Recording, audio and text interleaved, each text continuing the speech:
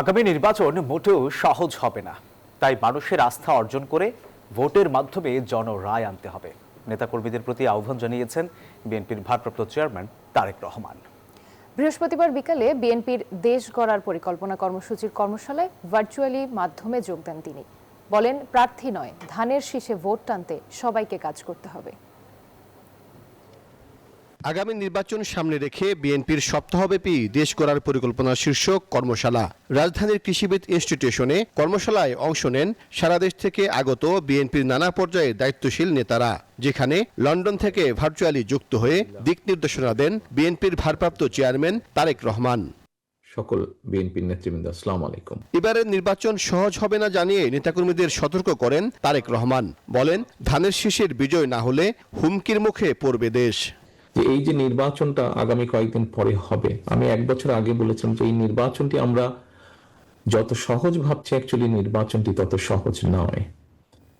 সেদিন অনেকেই আমার কথাটি একটু হেসে খেলে উড়িয়ে দিয়েছিলেন, কিন্তু আজকে কিন্তু আপনারা প্রত্যেকেই অনুধাবন করতে পারছেন আমার সেদিনকার কথার অর্থ। মানুষের রায়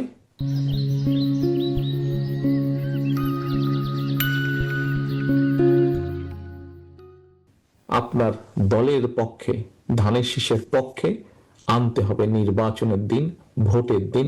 ভোটের মাধ্যমে এখনো যদি আমরা সিরিয়াস না হই, সামনে এই দেশের অস্তিত্ব, সার্বভৌমত্ব হুমকির সম্মুখীন হবে। বিএনপির ভারপ্রাপ্ত চেয়ারম্যান বলেন, আওয়ামী লীগ সরকার দেশকে যুদ্ধ বিধ্বস্ত অবস্থায় রেখে গেছে।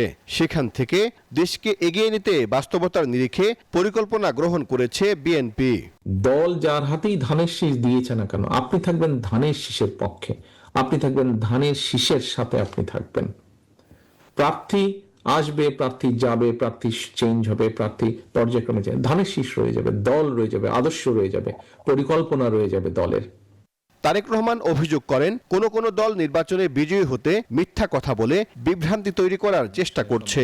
সে পথে না হেঁটে মানুষকে সঠিক তথ্য তুলে ধরতে নেতাকর্মীদের তাগিদ দেন তিনি। ওনারা কিন্তু হরদম বিভিন্ন রকম মিথ্যা কথা বলে মানুষকে বিভ্রান্ত করার চেষ্টা করছে না। বিএনপি ক্ষমতায় গেলে দেশের সব মানুষের অধিকার প্রতিষ্ঠা করার অঙ্গীকারও করেন তারেক রহমান। আপনাকে সকলের জন্য কাজ করতে হবে। সাইফুল ইসলাম, নিউজ 24, ঢাকা।